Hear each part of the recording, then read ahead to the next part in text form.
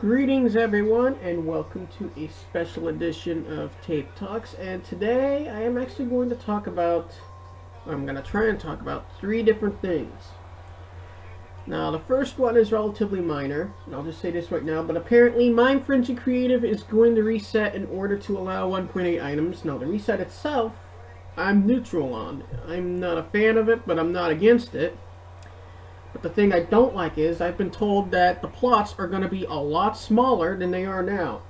And right now, if it hasn't already reset since Friday, are 72 by 72, though someone said it was 74 by 74. But anyway, they're nice and big. I don't want small plots. It's just not worth it. It also ruins the value of the donator ranks, and it basically just makes creative less exciting. Creative's already pretty much dead right now because pretty much all the major Deadlock's US donators have quit. Like the last time a good number of them were on was February 2nd. The second thing I want to talk about, and I'm just going to get to this briefly. Yeah, let's just come back up. Ooh, she lost. But anyway, basically, for those of you wondering, I talked about the bus and the tornado warning. Basically what happened was, a couple weeks back, I go to take the bus out to the dentist because I had a dental appointment. I wasn't excited that the severe weather day happened to fall on the dental appointment. I get out there, get caught in a brief shower, go to the dentist, have the things filled, find out there's a tornado watch, wait for the bus, ride the bus back downtown, get to downtown to Broad and High. That's when storm clouds roll in. I managed to chase the Broad Street bus and catch it, but I'm starting to wish I had just taken shelter downtown at the coffee shop. But either way, got the bus, the storm hits right around when the bus gets to Franklin Park. It basically was, and then it just got worse. The wind started blowing, stuff starts flying around everywhere, and by the time I get to Cassidy, I go to get off, tornado siren sounding, I decide not to get off, and when the bus gets to Roosevelt, then stuff just starts blowing around, kind of spinning around, kind of like a tornado, but didn't see no funnel, but it was just awful bad. There were like power outages all out from James Road out to Mount Carmel. There was damage around Mount Carmel, there was damage out at Broad and James. But anyway, that was a scary experience, and going all the way up to the Limited Branch Logistics Center. When I got out there, then rode the bus back through Town and Country downtown. Well, not downtown, but that back to Cassidy on the bus's way back downtown.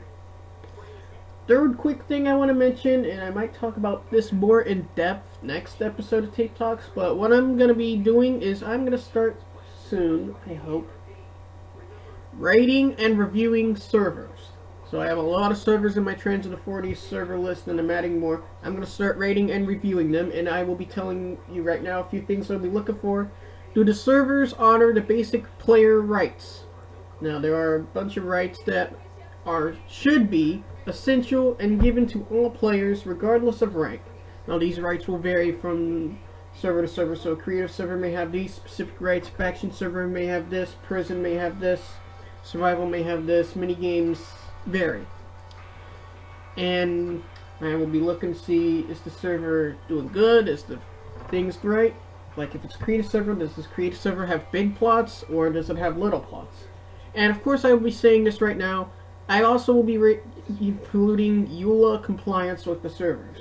So if your server is not compliant with the EULA, you will lose points. If you are compliant with the EULA somewhat, I will give you points depending on how compliant are you. But anyway, I will explain more about the server review process in a future Tape Talks. Probably expect another one Friday.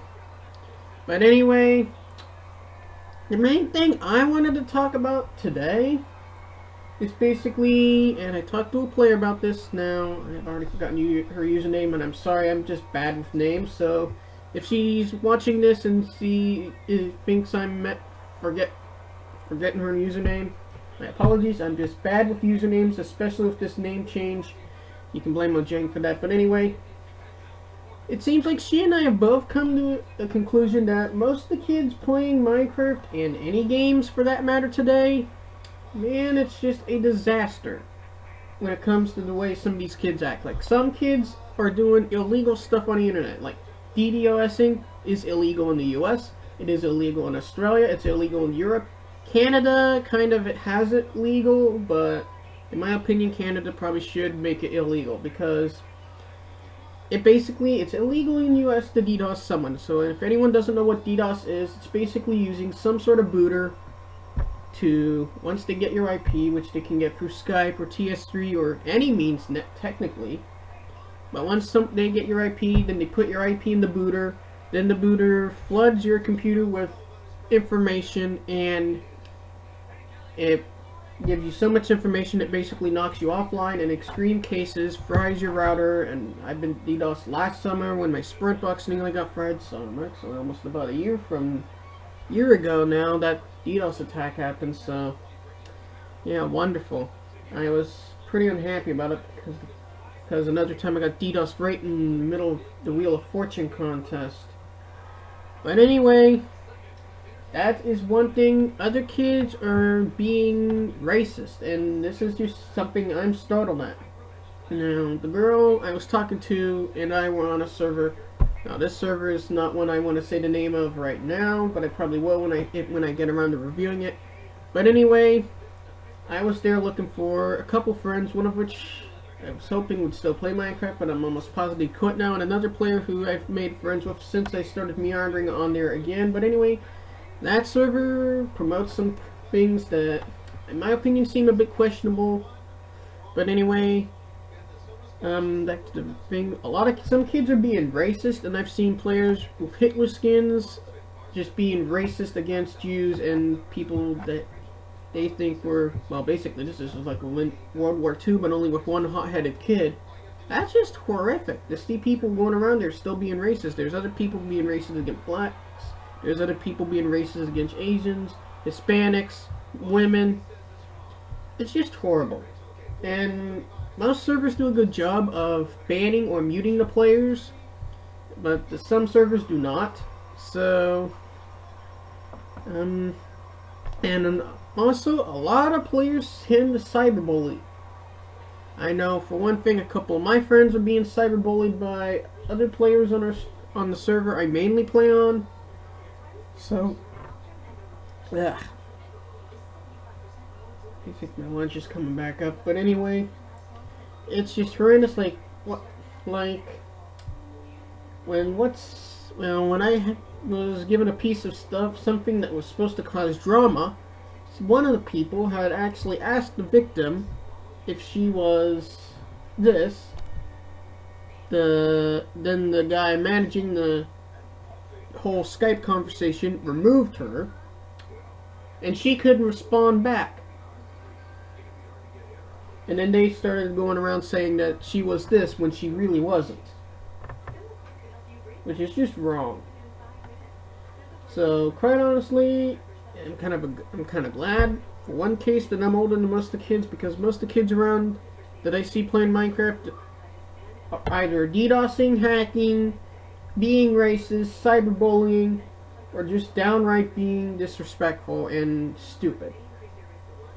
And, oh yeah, one other thing that I found out, the server that I met the players on promotes internet dating. Like, I don't know how The Sims works exactly, but I've been told you can virtual date other players in The Sims, so I guess they try to make it like virtual boyfriend, girlfriend, but some players take and talk way too much.